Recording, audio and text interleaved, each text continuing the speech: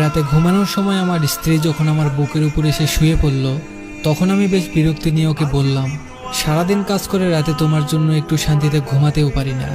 এমন ন্যাকামো না করলেও তো পারো, তোমার জন্য কোনো কাজে শান্তি নেই আমার। আমার স্ত্রী তখন বলল, তুমি তো জানো আমি তোমার বুকে মাথা না রাখা পর্যন্ত ঘুমাতে পারি না। তুমি যত যাই কিছু বলো না কেন, আমি তোমার বুকেই মাথা রেখে ঘুমাবো। রেগে গিয়ে বললাম, তুমি মরে গিয়েও তো আমাকে মুক্তি দিতে পারো, রোজ রোজ এমন অশান্তি আমার আর সহ্য হয় না। এমন একটা বস্তা গায়ের উপর থাকলে কি কেউ ঘুমাতে পারে? মন খারাপ করে আমার স্ত্রী বলল, আমি তো শুধু রাতের বেলায় বুকে ঘুমাই, আর তো কখনো জ্বালাতন করি না। আমার মাথা ব্যথা করছে, একটু হাত বুলিয়ে দাও।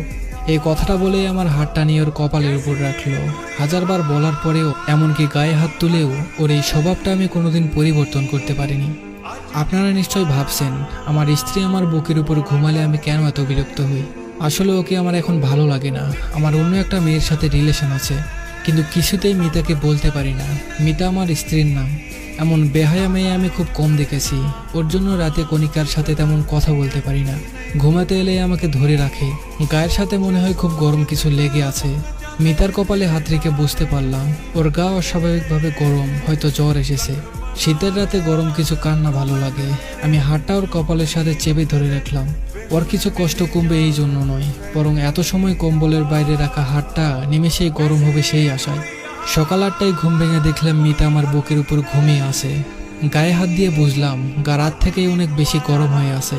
কয়েকবার ডাক দিলাম, কিন্তু কোনো সাড়া দিল না। ওকে বুকের উপর থেকে সরাতে গিয়ে খেয়াল করলাম আমাকে বেশ শক্ত করেই ধরে আছে। তবুও ফ্রেশ হতে চলে গেলাম, কিন্তু মিতার অবস্থা ক্রমশই খারাপ হচ্ছে। তাই ওকে নিয়ে হাসপাতালে গেলাম। ডাক্তার বলল ওর অবস্থা এখন বেশিই খারাপ, এখনই আইসিইউতে ভর্তি করতে হবে। কিন্তু আমি ওর জন্য এত টাকা নষ্ট করতে পারবো না, তাই সাধারণ মহিলা ওয়ার্ডে ভর্তি করে দিয়ে চলে আসলাম। অফিসে এসে কণিকার সাথে গল্প জুড়ে দিলাম। মেয়েটা আমাকে ছাড়া কিছুই বুঝতে চায় না। কণিকা আমার অফিসের কলিগ। ওর হাসি মাখা মুখটা যে কোনো পুরুষকেই নিজের কাছে টানতে বাধ্য করবে। তাই আমিও ওর কাছে চলে এসেছি। সারাদিন বেশ ভালোই কাটলো। সন্ধ্যাবেলা বাড়ি এসে ফ্রেশ হয়ে খাবার টেবিলে গেলাম। না, আজ আর এই টেবিলে আমার পছন্দের কিছু রান্না করা নেই। মিতা রোজ সন্ধ্যা হলে আমার পছন্দের হালকা খাবার বানিয়ে দিত, তারপর নিজের হাতে খাইয়ে দিত। কণিকার সাথে রিলেশনে যাওয়ার পর একদিন বলেছিলাম, তোমার আমাকে খাইয়ে দিতে হবে না, নাকি বিষ মিশিয়ে এভাবে খাওয়াতে আসো আমাকে। এরপর থেকে আর কখনো খাইয়ে দিতে দেখিনি। রান্না করে টেবিলে গুছিয়ে রাখতো। আজ মিতা নেই, তাই কেউ কিছু বানিয়ে রাখেনি। খাটে গিয়ে শুয়ে কণিকার সাথে কথা বলতে লাগলাম, কিন্তু এখন ওর সাথে কথা বলতে ভালো লাগছে না। সারাদিন মিতার কোনো খোঁজ নেওয়া হয়নি। আচ্ছা, ওর কি জ্ঞান ফিরেছে, নাকি ও আর নেই? না না, আমি এসব ভাবছি কেন? আরও মারা গেলেই তো আমার আর কণিকার জন্য ভালো হয়, কিন্তু মনকে কিছুতেই শান্ত করতে পারছিলাম না। সাথে পেটও বুঝিয়ে দিচ্ছে তার খাবার চাই, কিন্তু এখন বাইরে যেতে ইচ্ছে করছে না। আর মনে বলে উঠলাম, মিতা, আজ কি রাতে না খাইয়ে রাখবে নাকি? তুমি আসলেই কোনো কাজের না। দুপুরে টিফিনটাও দাওনি আজ। হঠাৎই খেয়াল আসলো মিতা তো হাসপাতালে ভর্তি। মেয়েটার আর কোনো খোঁজ কেন নিলাম না? সকালে একবার যেতে হবে হাসপাতালে, দেখি কেমন আছে। এখন ঘুমিয়ে পড়ি, কিন্তু শুয়ে কোনো শান্তি পাচ্ছি না, কিছুতেই ঘুম আসছে না। আজ মিতা নেই বলে কি এমন হচ্ছে? হয়তো বুকের উপর কেউ না থাকলে ঘুম আসে না। অভ্যাসটা খারাপ হয়ে গেছে।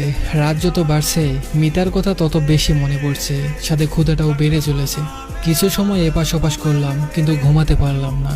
উঠে গিয়ে ফ্রিজ খুলে খাবার আছে কিনা দেখতে গেলাম। গিয়ে দেখলাম 2টা চিংড়ি মাছ আর কাল রাতের তরকারি রাখা, সাথে ভাতও আছে। খাবারগুলো নিয়ে টেবিলে খেতে বসলাম। হঠাৎ মনে পড়ল মিতা কাল রাতে খায়নি। আমি ওকে 4টা মাছ রান্না করতে দেখেছিলাম, ভালোই হয়েছে, এখন আমি খেতে পারবো। কিন্তু গলা দিয়ে নামছে না। আগে চিংড়ি মাছ রান্না হলে মিতা আমার পাশে এসে বসে থাকতো আর ম্যাও ম্যাও করে ডাকতো, মানে তাকে খাইয়ে দিতে হবে। চিংড়ি মাছ ওর সব থেকে পছন্দের খাবার ছিল। খাবারগুলো রেখে ঘরে চলে এলাম। হঠাৎ মনে হলো কেউ আমার বুকের উপরে এসে শুয়ে পড়েছে, কিন্তু না, কেউ নেই। মিতাকে খুব দেখতে ইচ্ছে করছিল। ফোনটা বের করলাম, কিন্তু এতে মিতার কোনো ছবি নেই।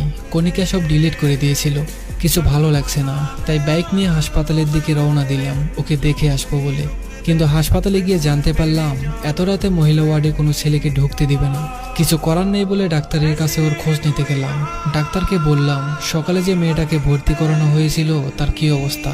ডাক্তার বলল ওনার অবস্থা খুব খারাপ, শরীর কোনো রেসপন্স করছে না, স্যালাইনও টানতে পারছে না শরীর। আইসিইউতে না রাখলে যে কোনো সময় খারাপ কিছু হতে পারে। বললাম তাহলে তাড়াতাড়ি আইসিইউতে রাখার ব্যবস্থা করুন। ডাক্তার বলল এখন আইসিইউতে কোনো সিট খালি নেই, আপনাকে অন্য কোথাও দেখতে হবে।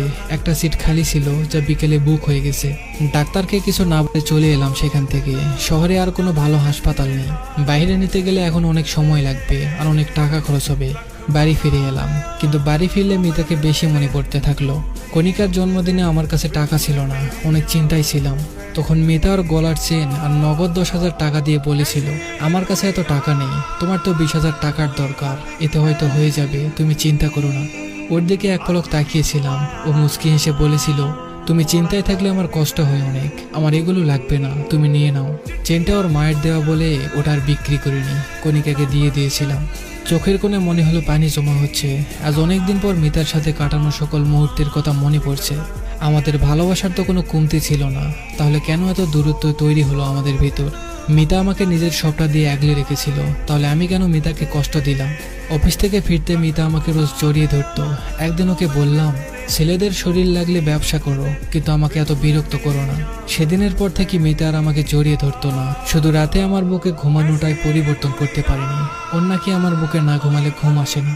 আমিও একসময় ওকে বলতাম, তুমি আমার বুকে না ঘুমালে আমার ঘুম আসে না। আজ বুঝতে পারছি কতটা আমি মিথ্যা বলতাম না। রাত 3টা বেজে গেল, এখন আমি ঘুমাতে পারিনি। সকাল হতে হাসপাতালে চলে গেলাম। আজকে মিতাকে আইসিইউতে রাখবো, এখানে না হলে অন্য কোথাও। মিতাকে ছাড়া আমি এক রাতও থাকতে পারি না। আমার করা সব কাজের জন্য মাপ চাইবো, আর কষ্ট দিব না ওকে। হাসপাতালে গিয়ে জানতে পারলাম কাল রাতে একটা মেয়ে মারা গেছে। না, এটা মিতা হতে পারে না। মিতা আমাকে কথা দিয়েছিল আমাকে রেখে যাবে না, আমাকে ছাড়াও থাকতে পারে না। মিতা নিশ্চয়ই ওর কথা রাখবে, কিন্তু আমাকে ভুল প্রমাণ করে দিল। মিতার প্রাণহীন দেহটা কেমন নিষ্পাপভাবে ঘুমিয়ে আছে। খুব শক্ত করে ওকে জড়িয়ে ধরলাম। শেষ কবে ওকে জড়িয়ে ধরেছিলাম মনে নেই। ওর মুখের কাছে মুখ নিয়ে বলতে লাগলাম, তুমি বলতে না তুমি আমাকে ছাড়া থাকতে পারো না, তাহলে আজ থেকে কি করে থাকবে? জানো, কাল রাতে আমি তোমাকে ছাড়া ঘুমাতে পারিনি। গায়ের উপর একটা বস্তা না থাকলে কি আর ঘুম আসে? কে আমাকে রোজ পছন্দের খাবার রান্না করে দিবে? কে আমাকে এতটা আগলে রাখবে? আমি তোমাকে আর কষ্ট দিব না। এই দেখো, আমি তোমাকে জড়িয়ে ধরে কথা দিচ্ছি, আমি আর কথার খেলাপ করব না। তুমি জানো কাল রাতে আমি তোমাকে ছাড়া কেমন ছিলাম? ভাতও খেতে পারিনি। তুমি আমাকে নিজের হাতে খাইয়ে দিবে না? এবার আর বলবো না তুমি আমাকে বিষ মিশিয়ে মেরে ফেলতে চাও। বলো না প্লিজ, আমার খুব ক্ষুধা লেগেছে। কাল রাতে আমি খাইনি জানো। তোমার কলিজাটা না খেয়ে আছে, আর তুমি নিশ্চিন্তে কি করে ঘুমিয়ে আছো। আগে যেমন প্রতি রাতে আমার বুকে ওর চোখের পানিতে ভেসে যেত, আমি যেমন কিছু বলতাম না, ওর চোখ মুছে দিতাম না। আজ আমার চোখের পানিতে ওর বুক ভিজে যাচ্ছে, কিন্তু ও চুপ করে ঘুমিয়ে আছে। সত্যিই কি আমি আর ওকে ফিরে পাবো না?